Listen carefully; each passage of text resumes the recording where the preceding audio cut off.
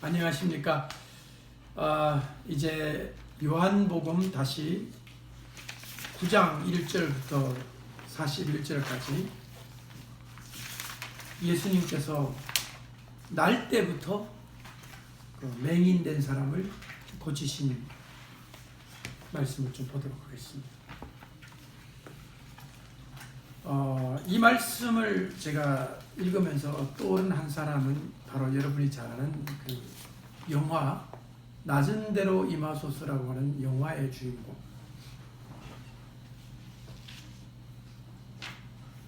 안요한 목사님이 떠올랐습니다. 실존하는 인물입니다. 안요한. 그러니까 요한이라는 이름이 있는데 앞에 안자가 붙었으니까 안요한이 됐죠. 목사의 아들로 태어났죠. 그래서 하나님은 없다. 안요한복음 1장 1절 이거를 교회에 답변하게 쓰고 그렇게 개구장이로 자란 이 목사의 아들이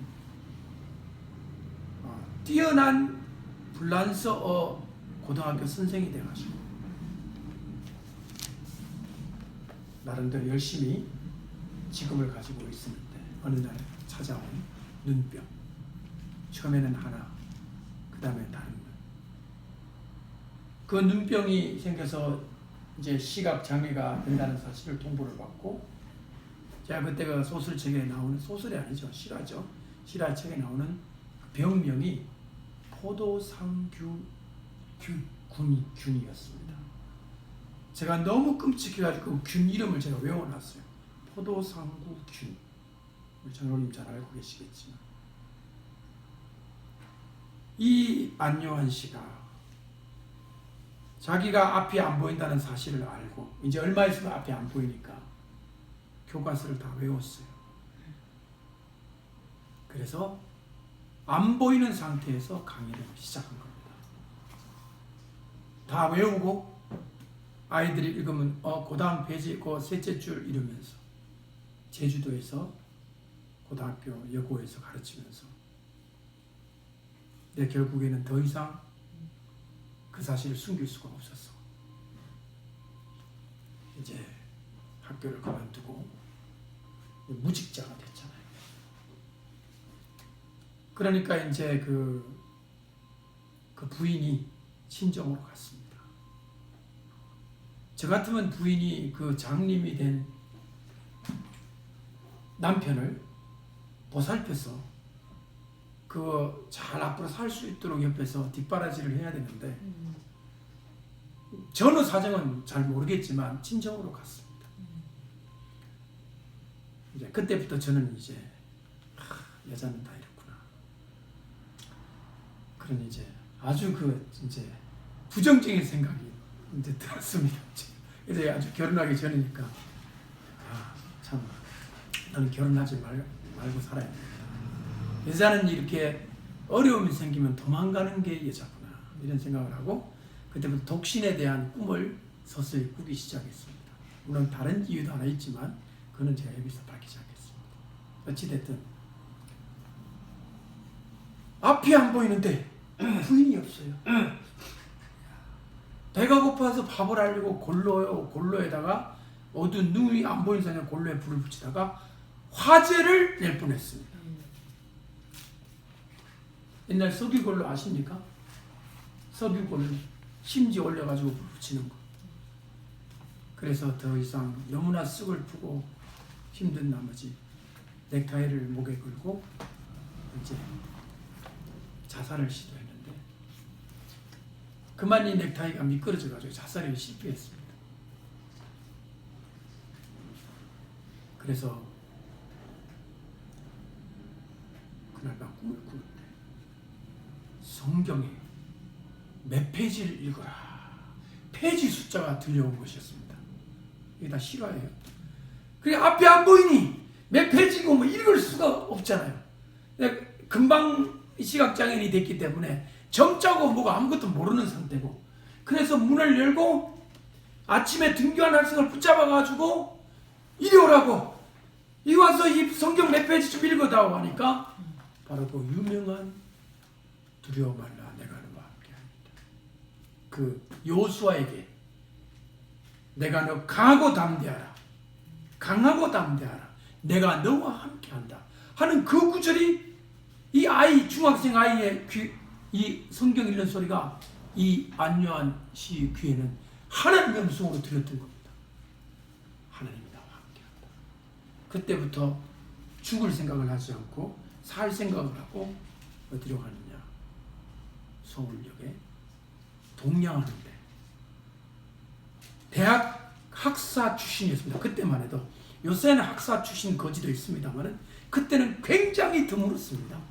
거의 아마 대한민국에 1명, 2명 되는 학사 출신, 고등학교 선생님 출신 거지가 돼서 깡통을 넣고 땡그랑 한 푼, 땡그랑 두 푼을 받으면서 이제 살았습니다. 그런데 이 사람이 하나님의 소명을 받았어요. 그래서 미국에서 장학재단에서 장학기금을 받아가지고 한국신학교에 4년 동안 공부를 다 하고 목사님이 됐죠. 그러면서 그가 맹인들을 위한 교회를 만들었습니다. 자기가 맹인이니까 시각장애인을 위한 교회, 그 교회 이름이 바로 세빛교회입니다. 서울역 명동 충무로에서 강남으로 넘어오는 그 터널, 1호 터널인지 2호 터널인지 모르는데 바로 왼쪽 편에 세빛교회라는 교회가 지금도 있습니다. 이분이 뭐라고 했냐면 우리 맹인들은 우리 부모의 죄 때문에 맹인이 된 것도 아니고 내 죄 때문에 이렇게 눈에 앞이 안 보이는 것도 아니고 하나님의 영광을 위해서 우리는 이 시각장애인이 됐다. 그렇게 사람들을 위로했던 것입니다. 자, 오늘 이 시간 여러분들 바로 그 주제를 우리가 한번 살펴보도록 하겠습니다. 과연 어떤 의미일까요? 자, 여러분 오늘 9장에 나와 있는 이 날 때부터 앞이 안 보이는, 제가 사실 맹인이라는 말을 쓰고 싶지 않은데 시각장애인이 너무 이게 긴 이름이다 보니까 자꾸 어려워. 맹인 아니면 소경 이런 말을 쓰는데 양해하십시오. 요즘은 우리가 뭐 그분들을 좀 비하하는 표현이라고 그래가지고 맹인, 소경 이런 말 잘 쓰지 않죠. 장면. 어찌됐든 태어날 때부터 선천성 시각장애인이에요. 이 사람을 두고 질문이 들어왔습니다. 예수님, 이 사람이 이렇게 된 게 이 사람 부모의 죄 때문입니까? 본인의 죄 때문입니까? 라는 질문이 들어왔습니다. 여러분 어떻게 생각하십니까? 왜 이 질문이 나왔다고 생각하십니까?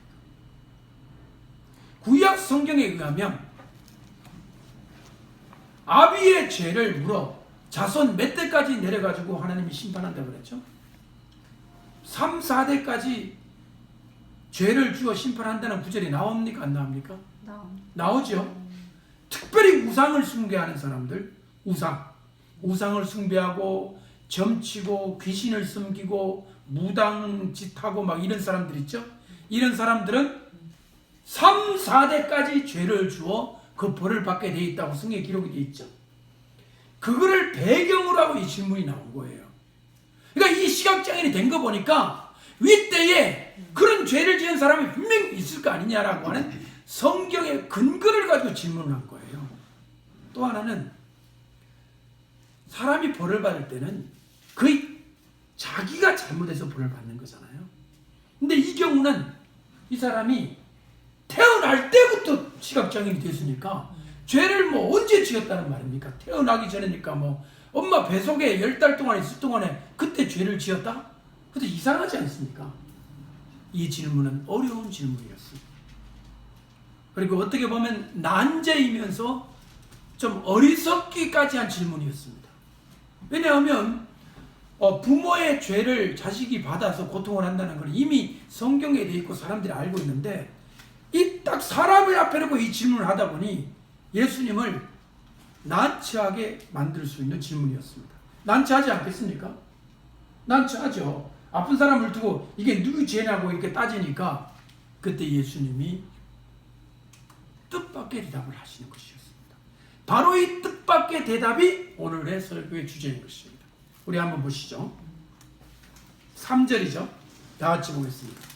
다 같이 읽으십시다. 시작. 예수께서 대답하시되 이 사람이나 그 부모의 죄로 인한 것이 아니라 그에게서 하나님의 하시는 일을 나타내고자 하심이라. 따라합시다. 하나님이 하시는 일을 나타내고자. 여러분 저를 보세요.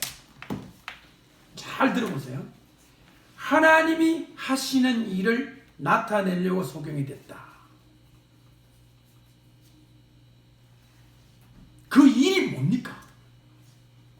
소경된 것이 하나님의 일입니까?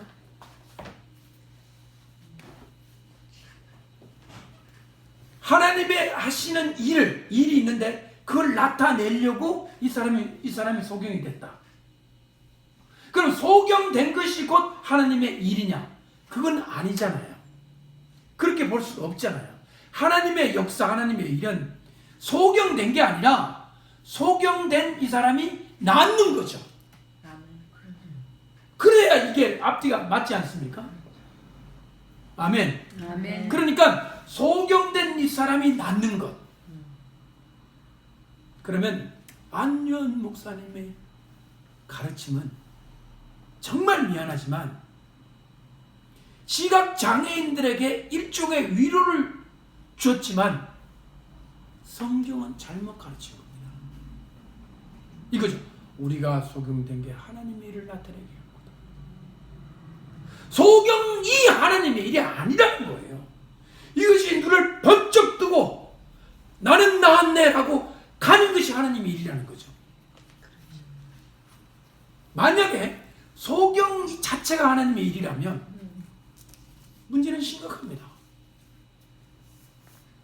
하나님의 일을 더 많이 나타내기 위해서 귀도 안 들리게 해줘야 되겠다. 그럼 이 소경이 듣고 지금 무슨 얘기를 하십니까? 지금 나 이것 때문에 지금 죽겠는데 뭐까지 안 들리게 해줘요? 말이 안 되지 않습니까? 말이 안 되죠. 소경 자체는 축복이 아닙니다. 축복이 아니고 하나님의 역사도 아닙니다. 이것은 고통입니다.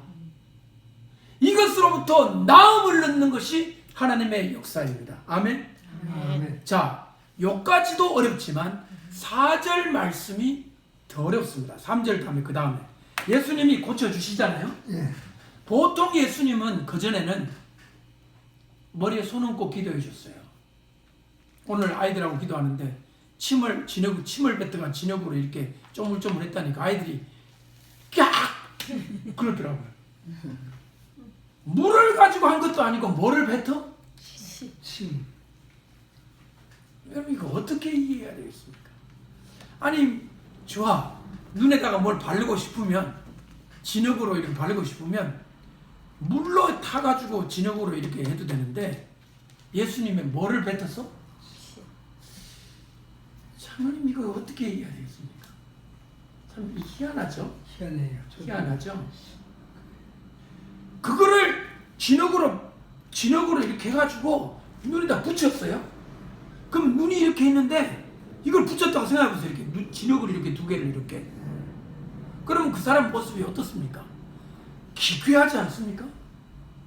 예수님이 물론 안 보이는 눈이라 해도 진흙으로 이걸 갖다 붙여놓으니까 이거 안돼도 아니고 이게 무엇입니까? 왜 이렇게 하는 겁니까?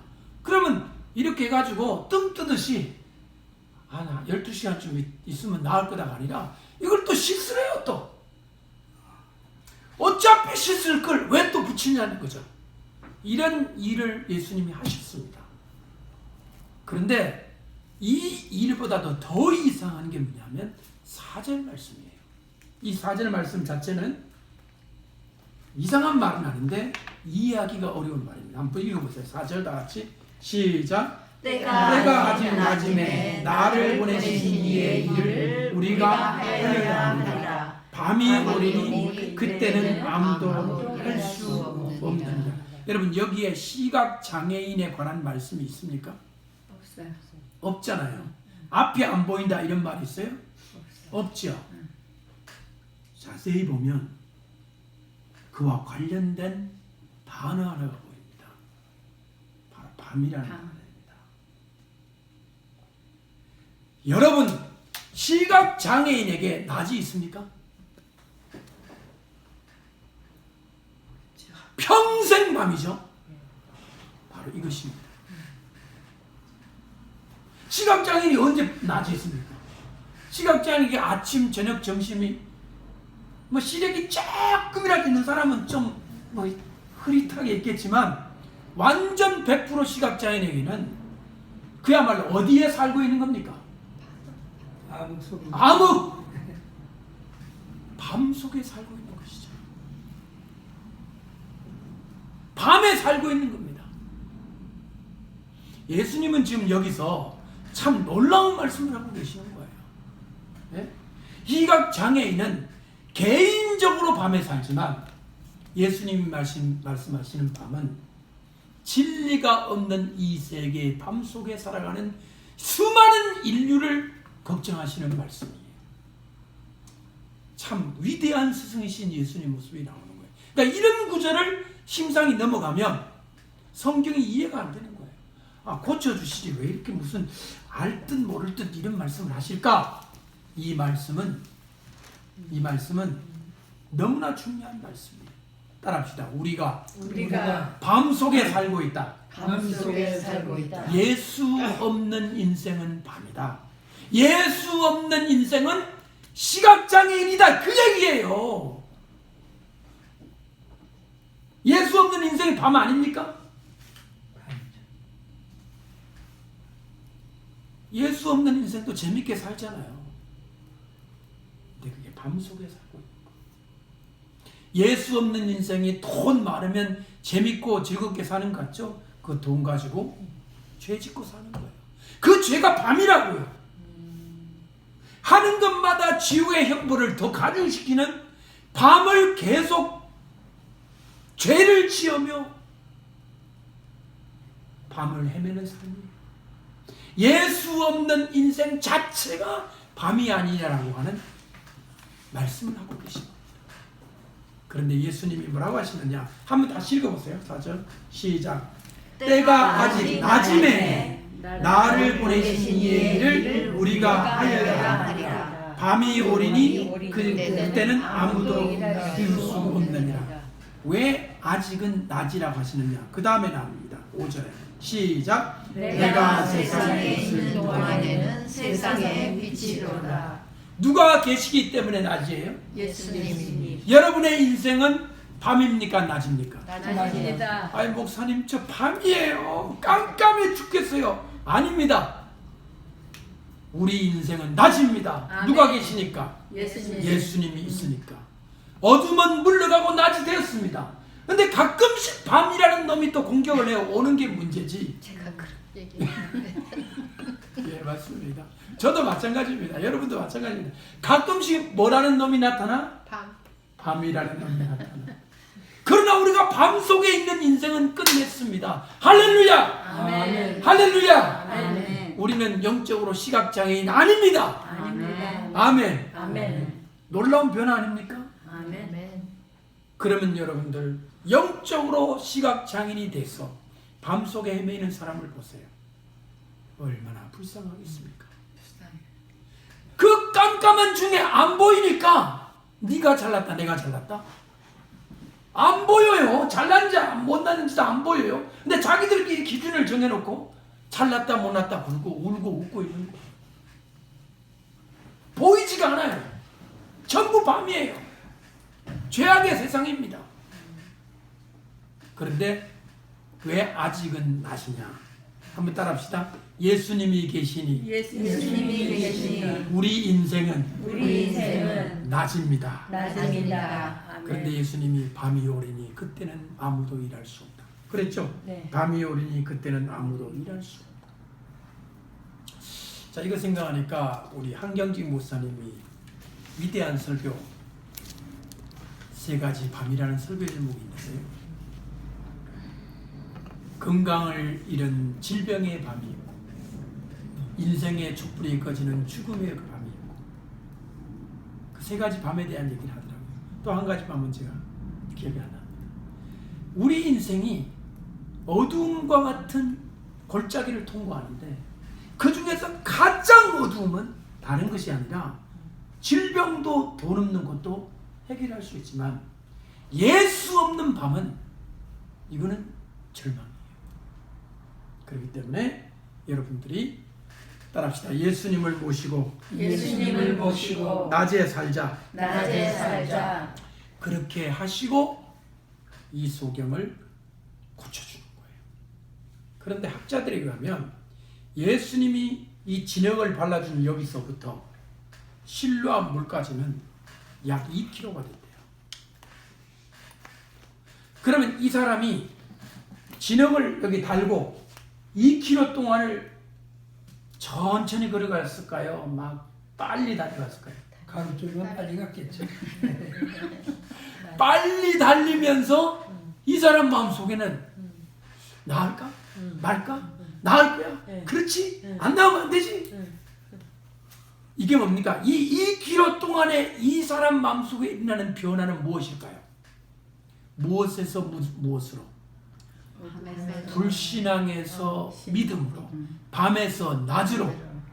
여러분, 우리가 믿음을 가지게 되는 데는 과정이 있습니다. 아, 믿죠? 믿음. 이렇게 믿는 사람이 없어요. 아, 나 지금 안 믿는데? 아, 믿자. 이런 건 없어요. 뭐가 있다고요? 과정이 있어요. 과정. 눈물의 과정이 있다고요.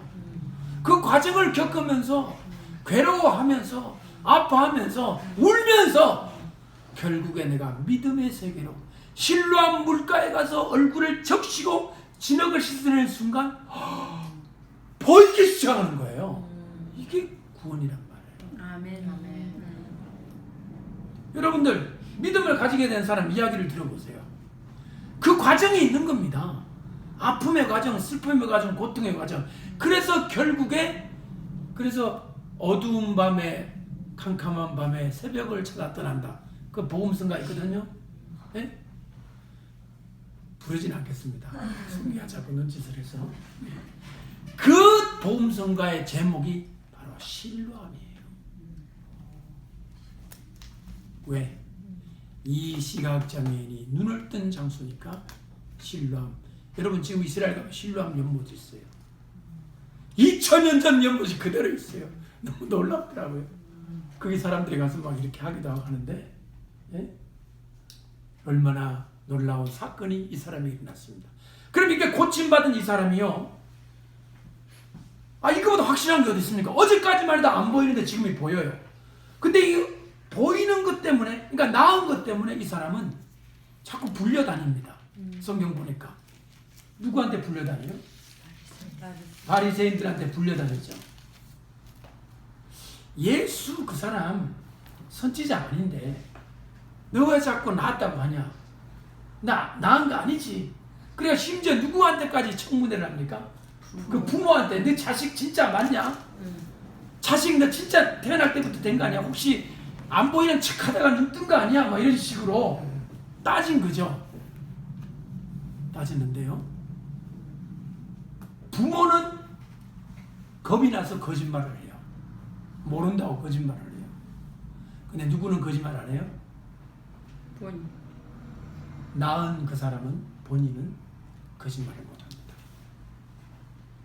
나 딴 거는 모르겠는데 나 지금 보여요. 딴 거 몰라요. 나는 신학도 모르고 성경도 모르고 바리새인도 모르는데 나 지금 본다니까요. 내 눈에 보이는 걸 어떡할 겁니까? 이게 간증이에요. 이게 간증. 간증은 뭐냐? 자기가 경험한 걸 얘기를 하는 거예요. 난 지금 보인다는데 어떡할 겁니까?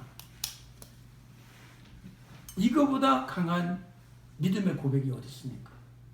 그래서 기독교 신앙은 따라합시다. 체험의 신앙. 체험의 신앙. 무슨 신앙? 체험의 신앙. 우리가 체험을 통해서 이 사람 나도 어디까지 가냐면 그 바리새인들 앞에 영적으로 가르치는 자리에 서게 돼요. 영어로 보면 렉처라는 단어가 나와요. 렉처라 뜻이 뭐냐 하면 이게 대학교 교수님들이 학생들을 앞에다 놓고 이게 가르치는 걸 렉처라고 하거든요. 이 소경이 이 바리새인 이 사람들 다 선생들이에요. 선생들 앞에 말하는 게 그 뭐 같다? 교수가 강의하는 것 같이 그렇게 돼버렸어요. 왜?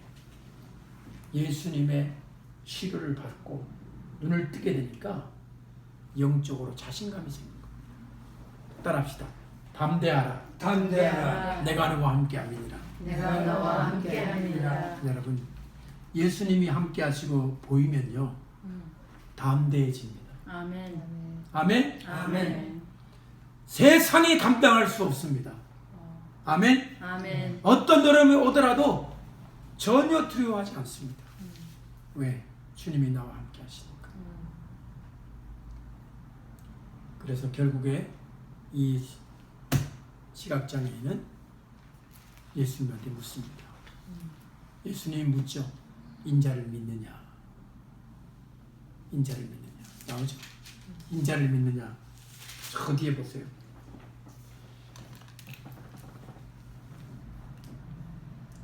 35절 다 같이 읽어보세요. 시작. 예수께서 그들이 그 사람을 쫓아냈다는 말을 들으셨더니 그를 만나서 이르시되 내가 인자를 믿느냐. 여러분, 이가 시각장애인이요 WCC하는 종교통합하는 교단에서 쫓겨났어요. 예수님 만나 눈 떴다는 이유로 쫓겨난 거예요. 쫓겨난 이 사람을 누가 찾아오셨다? 예수님. 할렐루야. 쫓겨난 이 사람을 누가 찾아오셨다? 예수님. 그렇죠. 이 두 사람의 만남 너무 멋있지 않아요? 응?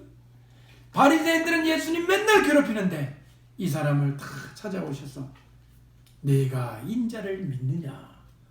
참, 이 한국말이 참 멋있어요. 내가 인자를 믿느냐. 그러니까 주여 그가 누구시오니까 내가 믿고자 하나이다. 내가 그 사람이다.